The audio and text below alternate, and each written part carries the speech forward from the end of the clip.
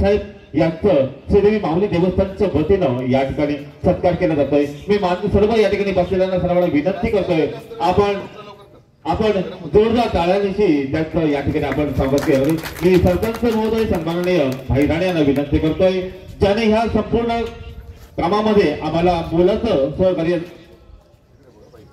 दिलं, मोलाचं सहकार्य लाभलं आम्हाला। ते सिंधुदुर्ग जिल्हा भाजपचे अध्यक्ष सन्माननीय प्रभाकरजी सावंत साहेब यांचं श्रीदेवी माऊली देवस्थानच्या वतीनं शाल, श्रीफळ व श्रीदेवी माऊलीची प्रतिमा भेट देऊन त्यांचा सत्कार केला जातोय। यानंतर माजी आमदार सन्माननीय राजूभाई तेली साहेब, त्यांचंही वेळोवेळी आम्हाला मार्गदर्शन लाभलं। रेल्वेतील कुठलंही काम असलं तरी त्यांचं आम्हाला मोलाचं मार्गदर्शन लाभतंय। त्यांचंही श्रीदेवी माऊली देवस्थानच्या वतीनं मी भानुदास राणे, श्रीदेवी माऊली देवस्थानचे मानकरी त्यांना विनंती करतोय, माझे आमदार राजूभाई तेली साहेब यांचं या ठिकाणी आपण शाल, श्रीफळ व तसंच या ठिकाणी बसलेल्या सर्वांना विनंती आहे, श्रीदेवी माऊली देवस्थानचा या ठिकाणी नैवेद्य आहे, आपण नैवेद्य घेतल्याशिवाय कोणीही जाऊ नये। आजच्या ह्या शुभ प्रसंगी या ठिकाणी नैवेद्य ठेवलेला आहे। या ठिकाणी सन्माननीय माझे आमदार राजूभाई तेली साहेबांचं वेळोवेळी आम्हाला मार्गदर्शन लाभतोय, त्यांचा श्रीदेवी माऊली देवस्थानच्या वतीनं या ठिकाणी सत्कार केला जातोय। आणि मी सन्माननीय माझे आमदार राजूभाई तेली यांना विनंती करतोय, आपले मोलाचे 2 शब्द या ठिकाणी व्यक्त करावे। देवी माऊलीला नमस्कार करून आज अतिशय सुंदर अशा कार्यक्रमाला उपस्थित असलेले, ज्याने आपल्या शुभेच्छा दिल्या त्या जिल्ह्याचे पालकमंत्री आदरणीय चव्हाण साहेब, जे सातत्याने रेडीच्या या विकासाच्या कामात मदत करणारे आमचे सहकारी माजी खासदार आदरणीय निलेशजी, आज या ठिकाणी उपस्थित असलेले सिंधुदुर्ग जिल्ह्याचे अध्यक्ष सन्माननीय प्रभाकर सावंतजी, ते सातत्याने आपल्या गावासाठी काहीतरी व्हावं आणि मग सगळ्यांनीच उल्लेख केला, प्रभाकरने उल्लेख केला, निलेशने उल्लेख केला, ते आदरणीय प्रितेश राऊळ, तसंच आमचे सरपंच भाई राणे, सगळेच मानकरी, प्लस आमचे वसंत तांडेल, आमचे वांगणकर साहेब, आमचे आरकेडी सावंत साहेब, आमचे कामत साहेब आणि आपण उपस्थित बंधू भगिनी मित्रांनो, बराच वेळ झाला याची कल्पना मला आहे। मला एका गोष्टीचीच खंत आहे, प्रितेशने सांगितले त्याचे आकडे किती लोकांनी मोजले मला माहिती नाही। एखाद्या गावात ज्या 20 कोटी पर्यंतचा निधी मिळतो आणि लोकांचा निरुत्साह असतो, एवढ्यासाठीच म्हणतो की शेवटी ह्या गावाची लोकसंख्या 5-5.5 आहे आणि 5.5 लोकांमध्ये आपण 70-75 लोक पण हजर राहू शकत नाही। आज जे तरुण कार्यकर्ते गावासाठी काम करतात त्यांना प्रोत्साहित तुम्ही लोकांनी करायला पाहिजे। मानकरी तर आहेतच, पण तुम्ही सगळी जी मंडळी आहेत किंवा गावातली मंडळी आहेत त्यांनी आमच्या प्रितेश सारखं, आमच्या भाई सारखं जी त्यांची टीम जी आहे त्या टीमला सातत्याने जर पाठिंबा दिला तर ते लोक पुढे जाणार आहेत। आज पैशाचा विषय नाहीये, त्यांनी प्रितेशने सांगितली गोष्ट खरी आहे की आता या जिल्ह्यामध्ये जी सातत्याने लोकांच्या नजरेसमोर असलेली देवस्थाने म्हणजे कुणकेश्वर आहे किंवा अंगणेवाडी आहे, तिथं वेगळ्या पैशातून म्हणजे फंडातून तिथे जो कोण पालकमंत्री होईल तो त्या ठिकाणी प्रयत्न करत असतो। आणि कुणकेश्वरला सुद्धा किती वर्ष लागली विचार करा, म्हणजे काल पालकमंत्र्यांनी 8 कोटीचा त्या ठिकाणी आराखडा काल मंजूर केला, म्हणजे काल जाहीर केला। पण प्रितेशला माऊली मंदिर ह्या वेंगुला तालुक्यातला ह्या जिल्ह्यातला पहिला फंड आहे की 5 कोटी रुपये आपल्या देवस्थानला ठिकाणी मिळाले। आणि म्हणून माझ्या गावातल्या सगळ्या ग्रामस्थांना, माझं इथे मी काय राजकारण करायला आलो नाही, माझी ग्रामस्थांना विनंती आहे की जी होतकरू सगळी मंडळी आहे, जे आपल्या गावासाठी सातत्याने झटत असतात, सातत्याने मांडत असतात, जे मगाशी निलेश राणेंनी सांगितलं, प्रभाकरने सांगितलं गोष्ट खरी आहे की आज आमदारा फंड वर्षातून 5 कोटी रुपये मिळतो, खासदाराला वर्षातून 5 कोटी रुपये मिळतो आणि एवढ्यात तुमच्या गावात 20 कोटी रुपये जर प्रितेश राऊळ भाई आणि त्यांच्या सगळ्या सहकार्यातून मिळत असले तर त्याचं अभिनंदन तुम्ही या लोकांनी करायला पाहिजे आणि त्याला पाठिंबा त्या पद्धतीचा असला पाहिजे, ही माझी या ठिकाणची इच्छा। कार्यक्रमाला किती विषय नाही, कार्यक्रम होऊन जातात, तो कोणी मी असू देत कोण असू देत कोणी या ठिकाणी आला तर तो कार्यक्रम होणार आहे, पण कार्यक्रमाचा उत्साह, ज्याही लोकांमध्ये उत्साह असतो, ज्याही लोक त्या ठिकाणी सहभागी होतात, लोक मोठ्या प्रमाणात येतात. पूर्वीचं मला आठवतं 1990 मध्ये ज्यावेळी राणेसाहेब या जिल्ह्यामध्ये आले त्यावेळी तुम्हाला माहिती आहे की आपण 200 मीटरच्या रस्त्याला आपण खुश होतो. गावातले लोक वेशीपर्यंत यायचे न्यायला वाजत गाजत, म्हणजे भूमिपूजनाला एकदा आणि उद्घाटनाला दुसऱ्या वेळी.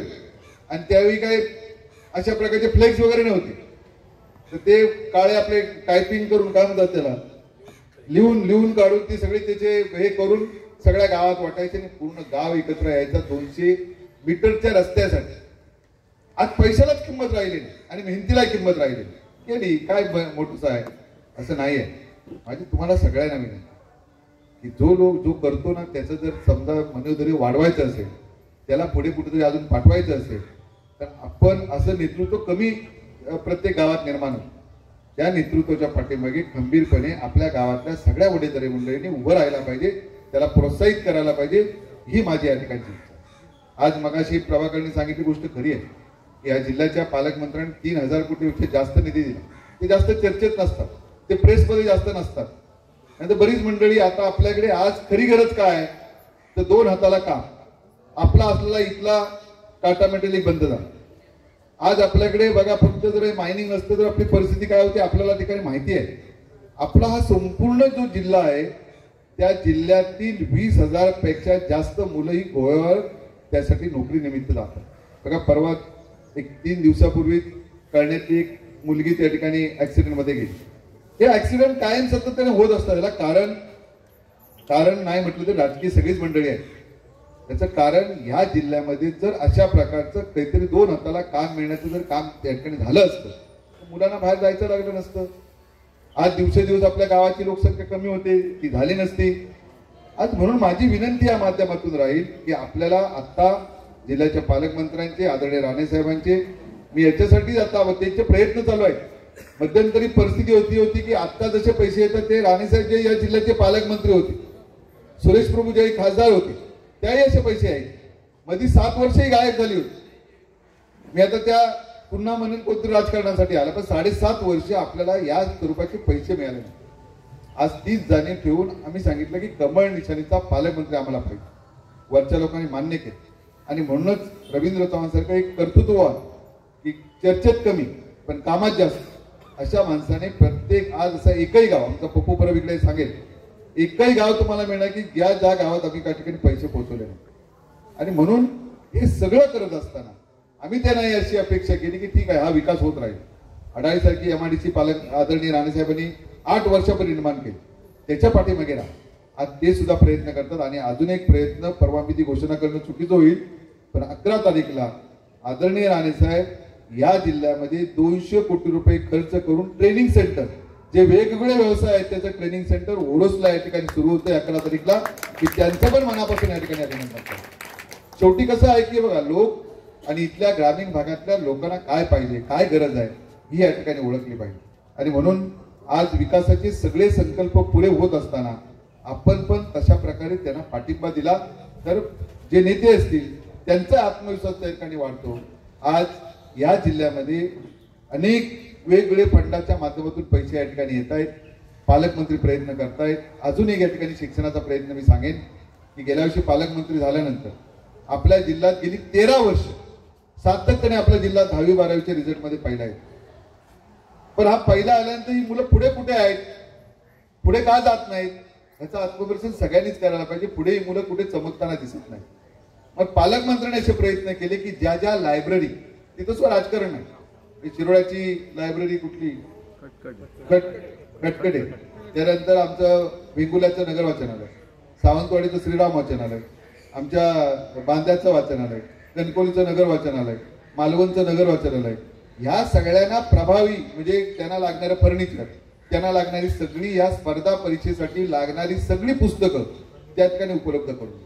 आणि एवढंच नाही तर त्यांना अजून असं पुढे करायचंय की जे पुन्हा मुंबईमध्ये जे क्लासेस होतात ते क्लासेस इथं व्हायला पाहिजे. म्हणजे व्हर्च्युअल रूम पण त्यांना तिथे त्या संस्थेला त्या ठिकाणी तयार करून दिला. ह्याच्या मागची इच्छा एकच आहे की या जिल्ह्यातली तरुण मुलं या ठिकाणी पुढे यायला पाहिजे आणि मोठ्या पगाराच्या नोकऱ्या किंवा स्पर्धा परीक्षा ज्या ठिकाणी होतात. एका गोष्टीचं वाईट आहे, वाईट वाटतं की आता बघा परत तलाट्याची भरती झाली, दुर्दैव असं आहे की आपले किती लोक त्या ठिकाणी पास झाले. आपली मुलं हुशार नाहीत का, तर हुशार आहेत, पण आपण या स्पर्धा परीक्षेला पाठिंबा दिला पाहिजे. तो होत नाही. IAS या ठिकाणी UPSC मध्ये जी मुलं या ठिकाणी होतात ती एकदम म्हणजे आता या 2-4 वर्षात कुठंतरी आपल्याला थोडी दिसायला लागली, MPSC मध्ये दिसायला लागली, UPSC मध्ये दिसायला लागली. आणि म्हणून मग राणे साहेबांचं स्वप्न तेच होतं.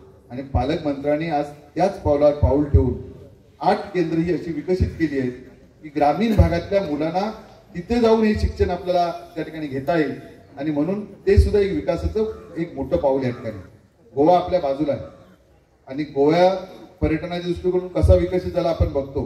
आपल्या सिंधुदुर्ग जिल्हा एवढा गोवा आहे, पण त्या गोव्यामध्ये ताज सारख्या एका मोठ्या 5 स्टार सुद्धा 9 हॉटेल त्या ठिकाणी चालू शकतात. आणि संपूर्ण राज्याचं चित्र त्या ठिकाणी एका पर्यटनावर बदलू शकतं. तेच चित्र आज आपल्या सिंधुदुर्गात या ठिकाणी बदलण्याची संधी आपल्याला या ठिकाणी आलेली आहे. मोफा आपल्याला या ठिकाणी जवळ या ठिकाणी आलेला आहे. म्हणून माझी विनंती या माध्यमातून आपल्या सगळ्यांना राहील की जे कोण काम करतात त्यांच्या पाठीमागे आपण उभं राहिलं पाहिजे. जसं प्रभाकर सावंत यांनी सांगितलं तसं आता निवडणुकीचे पडदम आता 1-2-4 दिवसात वाजू राहते. पण हे सगळे वाजत असताना जसं मोदींनी आपल्याला अपेक्षित काम 2014 पूर्वीचा भारत आणि 2014 नंतरचा भारत असं ज्याही आम्ही म्हणतो त्याचं कारण एकच आहे की त्यावेळी होणारे रस्ते आणि आज होणारे रस्ते, त्यावेळेचा असलेले सगळे आपले मेडिकल कॉलेज, आज असलेले मेडिकल कॉलेज, त्यावेळेचे आपले असलेले एअरपोर्ट आणि आज किती पटीने आपले एअरपोर्ट वाढले याचं चित्र आज आपण लोकांच्या समोर त्या ठिकाणी ठेवतो. आदरणीय मोदी साहेबांनी बघा आपल्याला एक अतिशय सुंदर म्हणजे ज्या राम मंदिरसाठी आपण सर्वजण वाट पाहत होतो गेली 500 वर्ष, म्हणजे आमच्या हयातीत हे राम मंदिर होईल का, तर त्याचं उत्तर अनित्वरित होतं. कारण 1993 मध्ये ज्यावेळी पहिल्यांदा तो ढाचा पडला त्या ढाच्याच्या वेळी आम्ही स्वतः जेल भोगलोय, पण त्याही सुद्धा वाटलं नव्हतं की ती रथयात्रा निघाल्यानंतर की अशा प्रकारची आपल्याला ह्या अयोध्येत पूर्ण होईल. पण कोर्टाचा निर्णय आणि मोदींची इच्छाशक्ती आणि शेवटी सगळ्या हिंदू बांधवांची इच्छाशक्ती याच्या बलावर अयोध्येचं राम मंदिर जगाला यावं वाटावं असं त्या ठिकाणी निर्माण झालं. आणि त्याचं सरळ श्रेय हे आदरणीय नरेंद्र मोदींनाच जातं हे आपल्याला या ठिकाणी कबूल करावं लागेल. ज्यावेळी ते निर्माण होत होतं ते आपल्याकडेच कुतूहल नव्हतं, तर जगातल्या 60 देशांमध्ये केवढ्या तरी मोठ्या रॅली निघाल्या जगातल्या 60 देशांमध्ये. आणि म्हणून हे सगळं आता बघा पुन्हा या ठिकाणी सुरू झालंय. आज लोकांना वाटतं की आपलं सरकार आहे.